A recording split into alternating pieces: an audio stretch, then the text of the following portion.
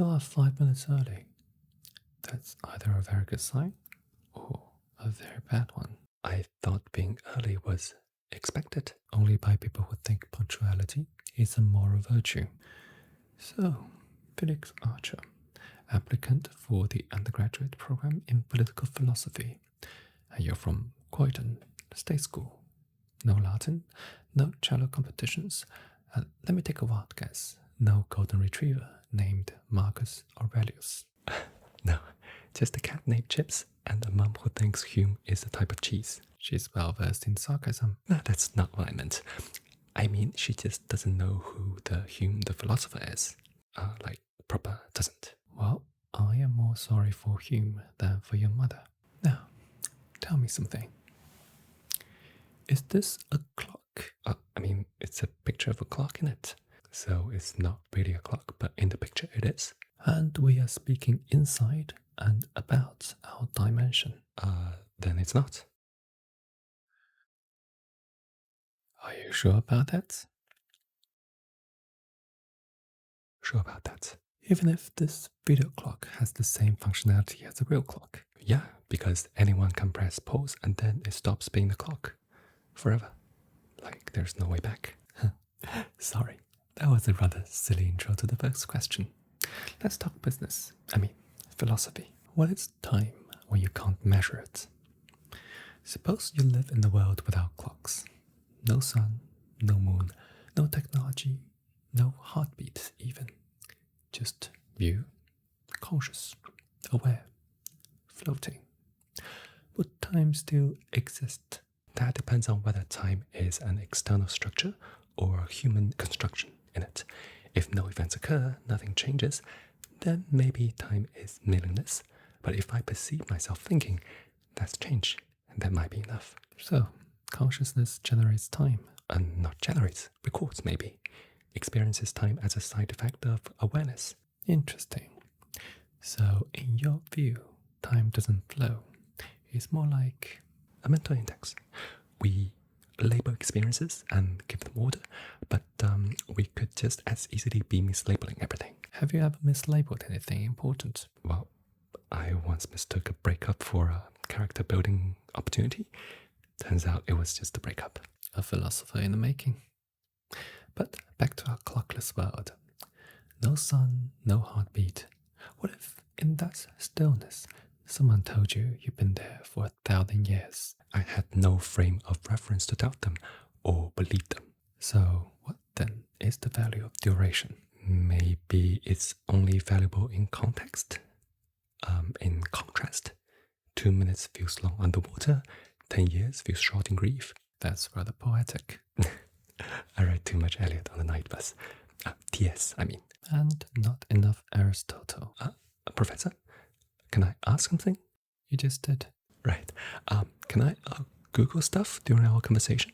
Just for fact checks, actually. Like, it's purely an aid to think. You know you're very close to being thrown out of this room, yes? I wasn't asking about ChatGPT, just Google, like, for facts. ChatGPT is fine. Our questions are far too complicated for that poor little thing. Wow. Even the deep research mode? Even a deep research mode. Alright, question number 2. Tell me, Felix, what's the difference between knowing something and understanding it? Knowing is possession, understanding is digestion. Say more. You can know that water boils at 100 degrees, that's a fact, but understanding why, the pressure, the molecules, the entropy, that requires engagement. Like context, application. At which does the world reward more? Knowing, definitely. You can earn money with knowledge. But understanding takes too long. So why bother understanding? Because otherwise you're just quoting without breathing. Felix, would you describe yourself as curious or insatiable? Insatiable, but with good table manners. Let's see how long that lasts. Let's try something harder. Harder than time. Time was foreplay. Tell me one thing you know, truly know, that cannot be found on the internet. That's a big ask. And yet it took fewer than 20 words to form. So, it depends how we define know. If we mean justified true belief, then... no, sorry. That's textbook nonsense, right? You noticed. Okay, let me think. Alright, here's one. I know that when I was 6 years old, I watched my father fix a toaster. And it made me feel incredibly safe. Can that be verified? No, no photo, no blog post.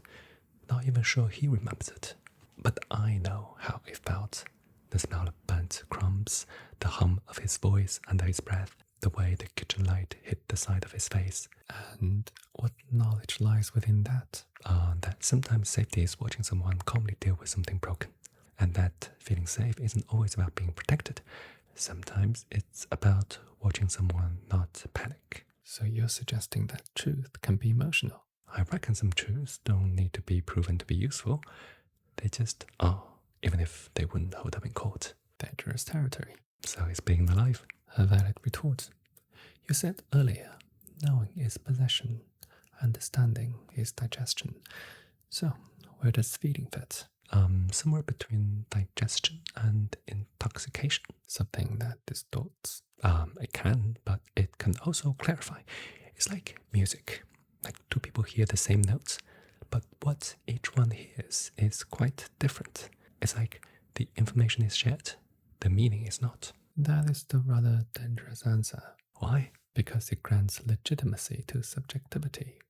That makes it hard to argue against cults or conspiracy theorists. I think there's a difference between respecting subjectivity and refusing to test it. I can believe the toaster moment matter to me without thinking it must matter to you. We live in an age where facts are cheap, knowledge is plentiful, and wisdom comes out of ChatGPT or any other large language models every millisecond in the world. So what shall we do? I don't know. Oh, right. When was the last time you had a thought that frightened you? Last winter, I had the thought, what if I'm only good at sounding smart, but not at thinking deeply? Like, what if I'm just doing accents from films instead of speaking the language properly? And how did you respond? By trying to think deeply about whether that was true. That's how you form circular thinking, like a snake biting its tail. Alright, let's return to my original question. You gave a personal memory. What about something less emotional? Something conceptual? Can you tell me a concept you built that you're confident no ChatGPT suggested to you? Alright. I once had this idea that loneliness isn't the absence of people, it's the absence of being witnessed. Not just being seen, but seen for something true about you. Go on. It came from a moment when I was surrounded by mates, right? Laughing. But I suddenly felt hollow, and I realized I could be known socially, but still feel invisible. So maybe loneliness isn't about isolation, it's about feeling like no one holds your inner reality in their mind. You may want to write that down before TikTok turns it into a quote overlaid on a montage of rain and piano. Too late. Loneliness isn't about isolation. It's about feeling like no one holds your inner reality in their mind. Then it belongs to the void now. Let me ask you something dangerous, Felix. Please, Professor. If no one ever knew what you thought, if your thoughts never changed the world, were never recorded, applauded, or remembered, would they still be worth having? Yes, because they still be changing me. That may be the only correct answer in this entire interview. Let's talk ethics. You know what's coming. The trolley problem. Close, but not quite. Let's complicate it. You're not at the lab this time. You're sitting in the military command center. A war is underway, a real one with geopolitical stakes. There's credible intel that a targeted missile strike on a known terrorist compound will save approximately 40,000 civilian lives over the next 2 years. But the compound is located in a village, a real village. One child, just one, will certainly die, not might. Well, he's 6 years old, no connection to anything, just happened to live next door. Do you authorize a strike? Whoa, that's not a trolley. That's a landmine wrapped in calculus. Yes, ethics often is. 40,000 lives. Documented, vetted, unambiguous, and one child, name, age, photo, just collateral. I think I'd pause. That's not an answer. No, but it's a beginning, isn't it? I want to say no, that I wouldn't do it, because once you accept sacrificing the innocent to save the many, the slope gets very slippery. And yet, what if you're the only one in the room who can stop 40,000 deaths? Is not acting still moral? Utilitarianism says numbers win, always. But something in me, and I admit it's not rational, recoils. Maybe it's because that child isn't abstract. I can see him, and the 40,000 are data. So, the vividness of suffering determines its moral weight. Maybe for our brains, not for our principles. Let's make it worse. By all means. The child, he's the son of the terrorist's head. Born 1 month, he doesn't know cruelty, and yet his death will make the whole family that financed the slaughter of 10,000 people mourn for generations. The answer is still no.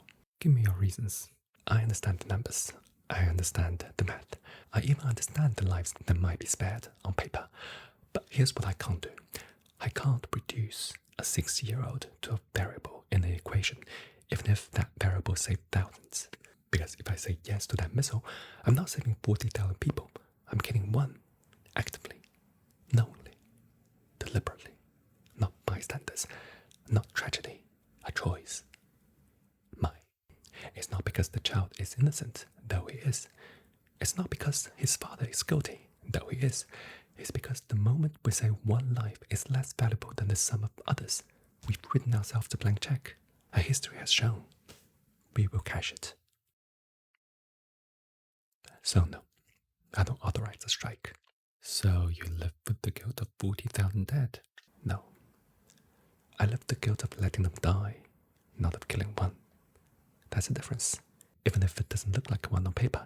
There's a term in ethics, moral residue, the stain left over from impossible choices. I believe it. Do you think morality is clean? No. But I reckon integrity is refusing to pretend it ever is. Do you believe in moral absolutes? Some, but I believe in them the way you believe in stars. Not because you can always see them, but because they can give you a sense of direction in the dark.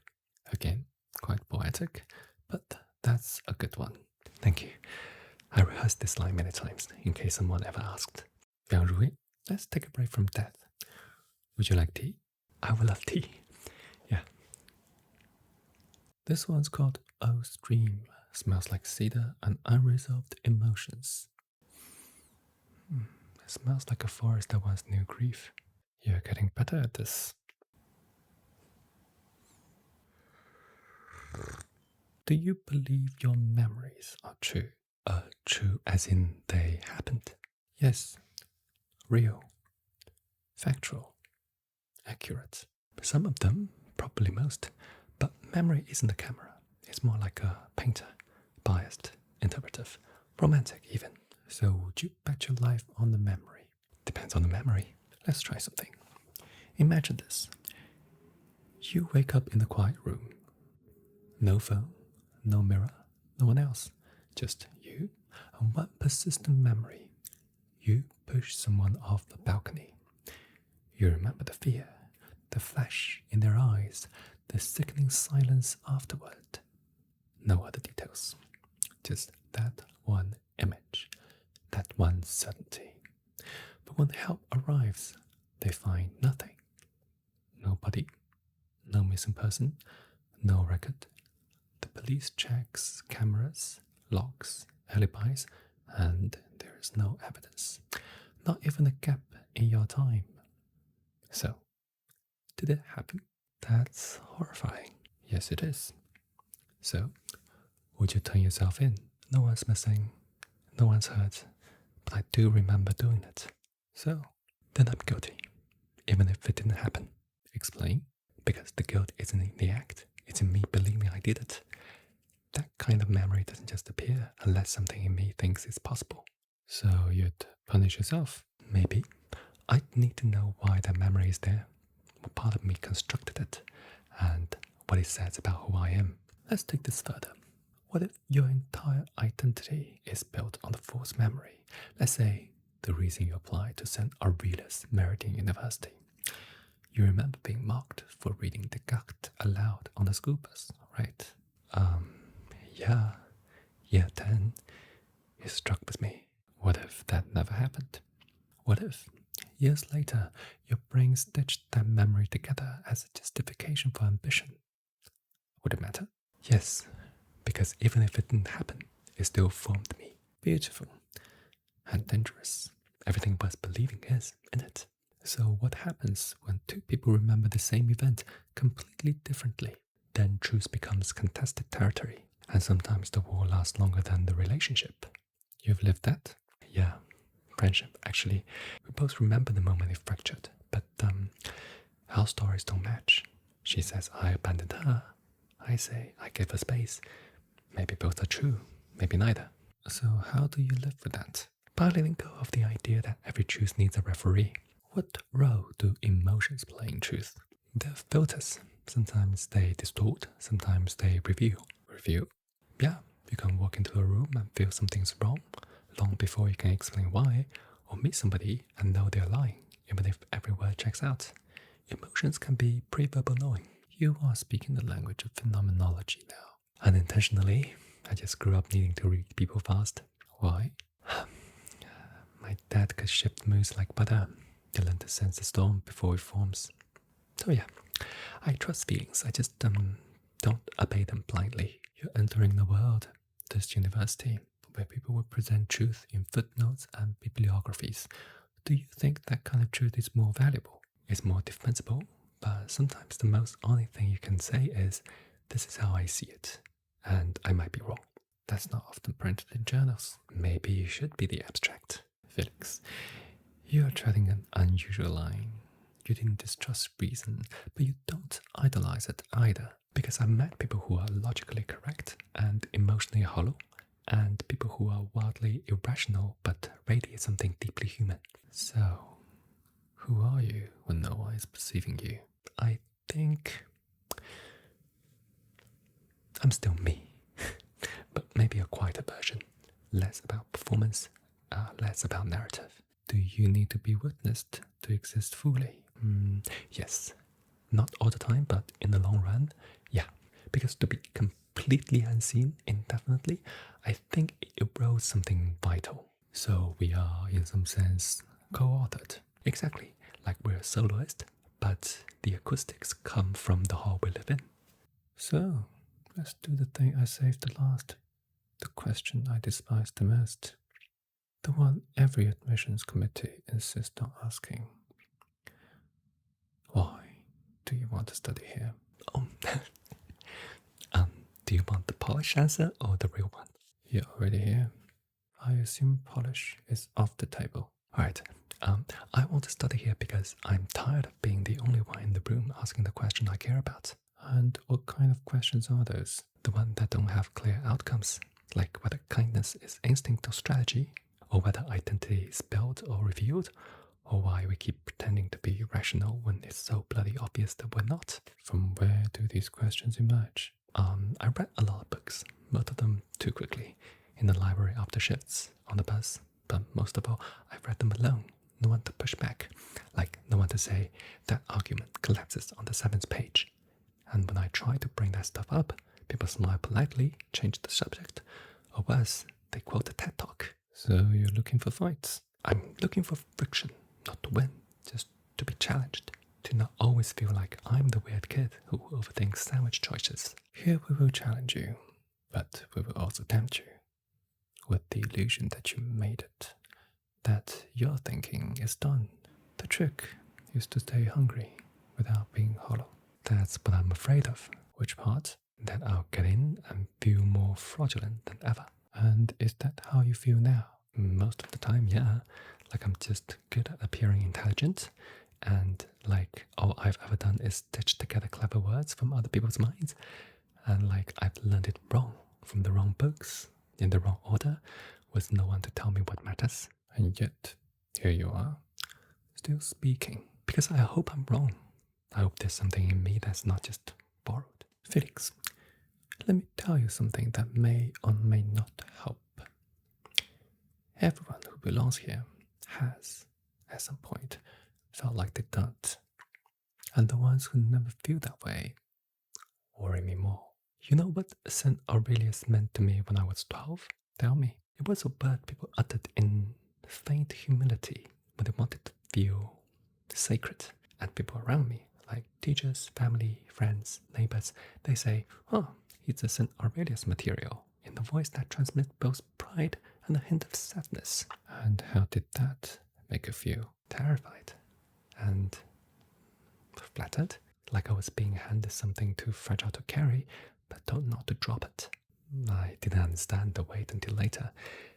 Then I realized that wanting to come here wasn't just ambition, it was me asking to be seen as real, not clever, not precautious, but serious, like my thoughts mattered. You said earlier that you were tired of being the only one asking the kinds of questions you care about.